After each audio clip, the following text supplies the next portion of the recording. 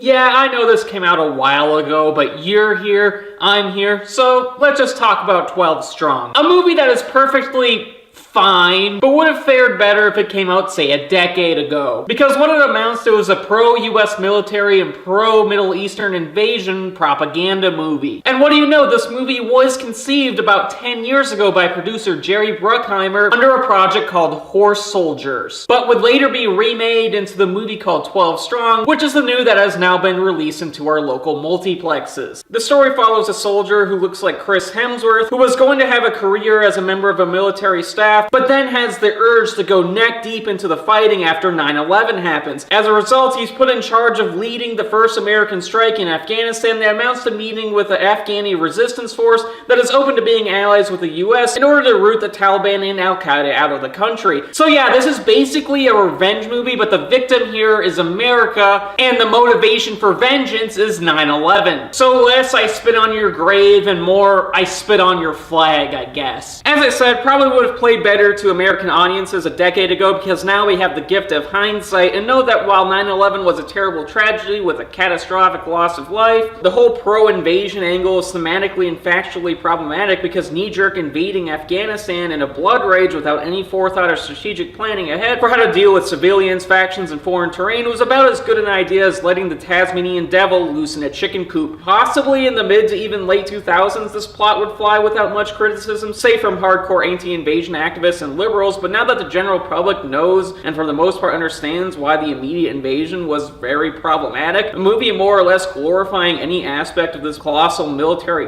fuck-up would draw the ire of anyone with even a distant knowledge of the historical event in question. So yeah, 12 Strong is basically a pro-US military propaganda film made in part so Hollywood can be on good terms with the US military so that they can keep using military equipment in their films. Which, hey, I get it, movies are expensive and that Apache helicopter with the cup holders ain't gonna pay for itself. So with that, we have to judge 12 Strong as a propaganda movie. Nothing necessarily wrong with that as far as watching it as a movie and judging it on a narrative level, but what is wrong is that it's not very enjoyable to watch as an exploitative war film. Sure, all the elements of what you would expect from a propaganda film are in place. The soldiers are unrealistically sexy as hell. Chris Hemsworth can really rock the whole bloody, dirty, wielding machine gun look. Lots of evil-looking terrorists to get shot because, hey, Al-Qaida and the Taliban are just detestable as all fuck. But don't worry, it's not racist because there are good Middle Eastern people. There's soldiers yelling while firing machine gun while the camera gets a body shot of the soldier looking through a sniper scope. Shots and scenes with the wives and children of soldiers just praying for their safe return home. There's how soldiers and civilians lament about how Afghanistan was once the center of civilization but is now a lost culture that has been plagued by thousands of years of war. And last but not least is the old tried and true plot point of how the US soldiers learn how to befriend and respect their Afghani counterparts. But with all that said, we've seen this shit millions of times before. It's old hat, cliched, and played out. The only thing that could resemble something new is that the foreign terrain in Afghanistan is best approached and navigated by horseback, which is pretty neat and could potentially make for some cool action and visuals. As we see our gallant heroes charge their mounts through enemy lines. After all, the project was originally called Horse Soldiers, so why not play that angle up as much as you could? But in the end, this really awesome idea is squandered for action sequences that are basically adequate. And remember, this is supposed to be propaganda, not a grounded plot-oriented movie that makes you think about the atrocities of war. This is supposed to make the action look and feel exciting as fuck and make you cheer about watching ridiculously good-looking people mowing down evil because fucking America. Like, you might scoff at this, but they should have gone all out. Go fucking nuts with the horses. Have like a lone soldier charge a tank or some shit. Or have like guys like jumping from horseback to horseback. Just go fucking balls out. Who gives a shit about realism?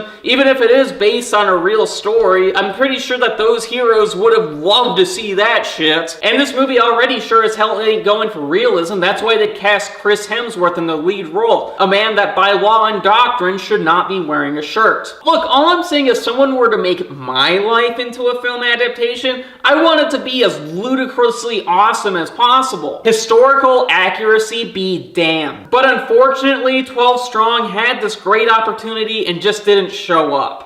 Drop the ball! As far as the nuts and bolts of the film are concerned, the acting is adequate as well. I love Michael Shannon, I love Hemsworth and others, but you've seen them better in other movies. Though I did enjoy watching Hemsworth throw a tantrum towards the beginning of the movie. Seriously, he throws this tantrum and it's as if if a kid kicked a kickball into his yard, he would have picked it up in front of the kid and punted it as far away as possible, and then he'd turn around on the kid and blame it on 9/11. Also, I enjoyed watching Rob Riggle play a serious role with a straight face. Don't make me take you to the principal's office. Additionally, the dialogue is not too good. It's mostly utilitarian, though it has a lot of camp where the movie wants us to believe these Brolgers are funny, but it feels hollow and feels like a poor man's imitation of the squad banter from Gears of War, which was purposefully corny because the game was supposed to have a B-movie flavor. But there's no excuse here. Putting it scientifically?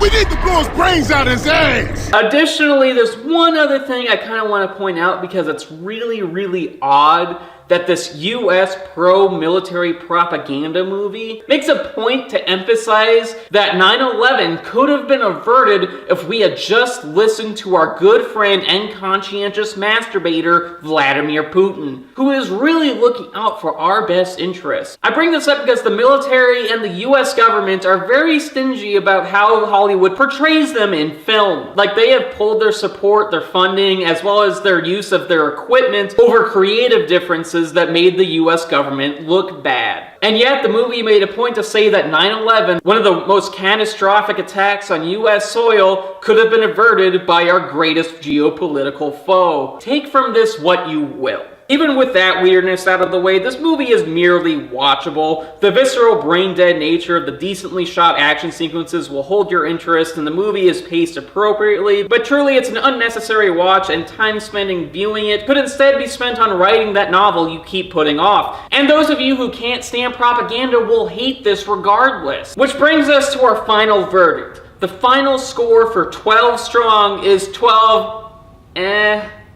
I mean, as I said, you can be doing something else. I don't really remember it other than the fact that it was time I spent in a theater eating popcorn, watching bad guys get shot. It's fine, I guess.